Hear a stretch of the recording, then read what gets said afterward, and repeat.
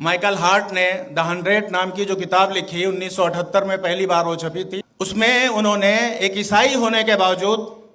तारीख का बेलाग उन्होंने मुताला किया और उन 100 लोगों की फहरिस्त में सबसे सरे फहरिस्त मुहम्मद रसूलुल्लाह सल्लल्लाहु अलैहि वसल्लम का इसमें गरामी उन्होंने दर्ज किया। इस मौजू पर उनसे बाद में पूछा भी गया तो उन्होंने कहा कि मैं पूरी बसीरत के साथ, तारीख के मुताले के साथ और कई साल की मेहनत के बाद इस नतीजे पर पहुंचा हूं कि जब से ये दुनिया कायम है आज तक जितने लोग दुनिया में आए वो फरमा रवा भी हो सकते हैं, किश्वर कुशा भी हो सकते हैं, वो माहिरीन कानून भी हो सकते हैं, वो बड़े अहल इल्म भी हो सकते हैं, वो बड़े शुआरा भी हो सकते हैं। इन सब में सबसे कामयाब शख्सियत अगर कोई है तो वो मोहम्मद रसूलुल्लाह सल्लल्लाहु अलैहि वसल्लम की ज़ात गिरामी है। अब अगर उनकी शख्सियत इतनी कामयाब है और हमारा सबका ये यकीन है तो सिर्फ दो बातें जहन में आती हैं। एक ये है कि फिर हम उन पर अमल क्यों नहीं करते, हमारी जिंदगियों में उनका असर क्यों नहीं है। हम उन्हें एक तरफ अकीदे के एतबार से कामयाब तरीन शख्सियत मानते हैं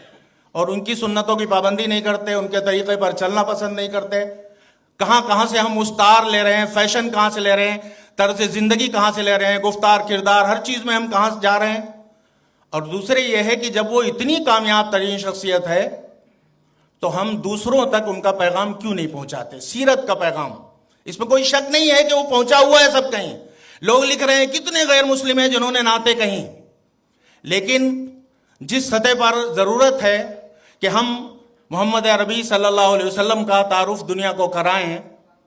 उसकी कमी इसलिए महसूस होती है कि आप देखते रहते हैं मुल्क में मुख्तलिफ मौक़े पर कहीं कोई शोशा छूटता है, कहीं कोई शोशा छूटता है। इसका हल सिर्फ यह है कि कम से कम हम अपने नौनिहालों को, अपने अहले इल्म को, कम से कम पढ़ने लिखने वालों को उनकी शख्सियत से, उनके अखलाक से, उनके किरदार से, वो शख्सियत, वो किरदार जिसकी खुशबू हर एक तक पहुंचनी चाहिए, उससे हम लोगों को वाकिफ़ कराएं। खुशी की बात है कि आज का ये प्रोग्राम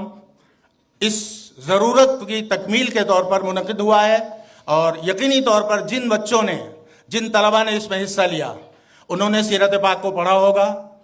उससे उन्होंने रहनुमाई हासिल की होगी, कुछ न कुछ उससे उन्हें यकीनन फ़ायदा हुआ होगा। ये इस प्रोग्राम की बड़ी कामयाबी है। मैं इदारे के ज़िम्मेदारों का, प्रोग्राम के मुनक़िद करने वालों का शुक्रगुज़ार हूँ कि उन्होंने इस मौके पर मुझे मौका दिया और मैंने आपके सामने ये चंद बातें रखी कि मोहम्मद से वफ़ा तूने तो हम तेरे हैं, ये जहाँ चीज़ है क्या